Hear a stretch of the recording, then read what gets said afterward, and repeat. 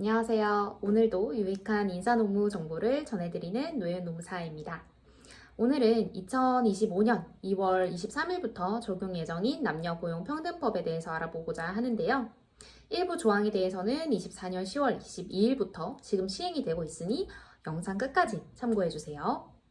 이번 개정안에서는 지금 육아휴직, 배우자 출산휴가, 육아기 근로시간 단축, 임신기 근로시간 단축, 출산휴가, 그다음 난임치료 휴가까지 좀 꽤나 많은 범위에서 이렇게 가족과 함께 시간을 보낼 수 있는 다양한 조치가 좀 강화가 되었는데요.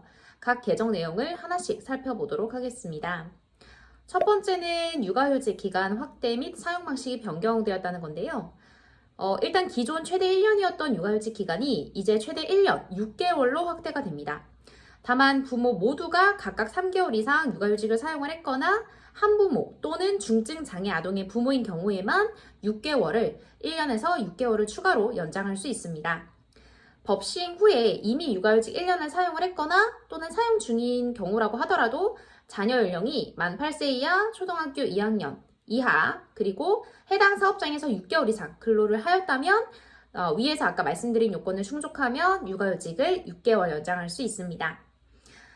또한 사용 방식도 보면 기존에는 3회에 나누어 사용이 가능했지만 이제는 최대 4회에 나누어 사용할 수 있게 되었습니다. 두 번째는 배우자 출산 휴가 기간 확대에 대한 내용인데요. 기존 10일에서 20일로 이제 늘어났고 정부 지원도 중소기업 근로자에 대해서 기존 5일에서 20일로 확대가 되었습니다. 물론 이 20일은 유급으로 보장이 됩니다. 사용기한도 출산 후 90일 이내에서 120일 이내로 늘어났으며 분할 사용 횟수도 1회에서 3회로 늘어나 최대 4번에 걸쳐서 사용할 수 있게 됩니다. 배우자 출산휴가 같은 경우는 적용 사례를 한번 살펴보도록 하겠습니다. 일단 첫 번째 법 시행 전에 10일 모두 사용한 근로자인데 청구기한 90일을 경과하지 않았다. 그러면 20일 적용이 가능하고요. 법 시행 전에 10일 사용하고 나서 청구기한이 90일 경과하였다면 적용되지 않습니다. 근데 법 시행 전에 배우자 출산휴가 5일만 사용하고 청구기한이 또 90일을 경과한 근로자라면 역시 적용되지 않습니다. 다시 말하면 90일 청구기한이 남아있는 경우라면 이 확대된 휴가일수를 적용을 해주는데 청구기한 90일이 도과를 했더라면 적용되지 않는다라고 볼 수 있겠습니다. 세 번째는 육아기 근로시간 단축에 대한 내용인데요. 육아기 근로시간 단축의 경우 기존에는 이제 육아휴직과 마찬가지로 자녀가 만 8세 이하에서 적용이 되었는데 이번 개정으로 만 12세 이하, 다시 말하면 초등학교 6학년 이하까지 확대가 됩니다. 또한 최소 사용 단위가 기존 3개월에서 1개월 이상으로 변경이 되어서 좀 더 유연하게 사용을 할 수 있게 됩니다. 그리고 연차 산정을 할 때 단축 근로시간의 경우 단시간 근로자로 봐서 연차를 비례해서 근로시간에 비례해서 부여를 했었는데 육아기 근로시간 단축 근로시간은 그냥 출근한 것과 동일하게 연차를 산정하는 것으로 개정이 되었습니다. 육아기 근로시간 단축도 사례와 함께 살펴보도록 하겠습니다.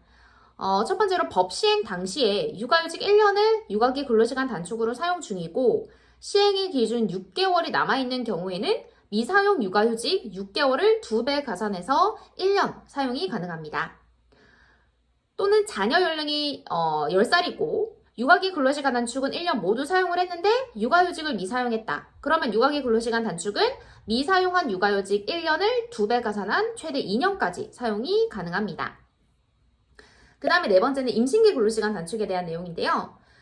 기존에는 임신 12주 이내와 36주 이후에 신청이 가능했는데 지금은 개정된 법은 임신 12주 이내와 32주 이후로 확장이 됩니다. 또한 연차 산정을 할 때 육아기 근로시간 단축과 마찬가지로 해당 기간 동안에는 그냥 연차 산정 시 출근한 것과 동일하게, 즉 출산휴가처럼 동일하게 출근한 것과 동일한 취급을 받게 됩니다. 그 다음에 출산 전후 휴가 기간에도 변경사항이 있는데요. 미숙아를 출산해서 신생아가 집중치료실에 입원하는 경우에는 출산휴가가 기존 90일에서 100일로 늘어납니다. 미숙아의 범위나 휴가, 부여 절차 등에 필요한 사항은 고용노동부령으로 정해질 예정입니다. 마지막으로 난임치료 휴가 기간을 연간 3일에서 연간 6일로 그리고 그 기간 중에 유급휴가일을 1일에서 2일로 확대를 하게 되고요. 2일에 대한 급여를 우선 지원 대상 기업 소속 근로자에게 지원하는 제도를 신설하게 됩니다. 또한 사업주는 근로자의 비밀을 유지해야 되는 의무가 생겨서 근로자의 개인정보 보호를 하는 조치도 강화가 되었다고 볼 수 있겠습니다. 이 난임치료 휴가에 대한 적용례를 한번 들어보겠습니다. 일단 법 시행 전에 내가 휴가를 사용하지 않았다라면 연간 6일에서 유급 2일, 무급 4일을 부여받게 되겠죠. 근데 내가 법 시행 전에 휴가 1일, 즉 유급 1일을 사용을 했다면 연간 5일, 즉 유급 1일, 무급 4일 이렇게 받게 되고요. 법 시행 전에 휴가 2일, 즉 유급 1일, 무급 1일 이렇게 받았다면 연간 4일, 무급 4일을 받게 되고요. 근데 법 시행 전에 휴가 3일, 즉 유급 1일, 무급 2일 이렇게 사용을 했다면 연간 3일, 무급 3일을 받게 되겠죠. 이상으로 개정된 남녀고용평등법의 경우에는 25년 2월 23일에 시행 예정인데요. 다만 육아기 그리고 임신기 근로시간 단축에서 연차 산정 관련 제도가 개선된 것과 그리고 난임치료 휴가에 대한 사업주 비밀 누설 금지 의무에 대해서는 24년 10월 22일부터 시행되고 있으니 업무에 참고하시기 바랍니다. 추가로 고용보험법 시행령에서 육아휴직 그리고 육아기 근로시간 단축에 대한 급여의 개정이 예정되어 있고요. 모성보호 사업주 지원금도 추가로 개정이 될 예정이기 때문에 다음 영상에서 설명드리도록 하겠습니다. 오늘 영상도 도움이 되셨길 바랍니다. 감사합니다.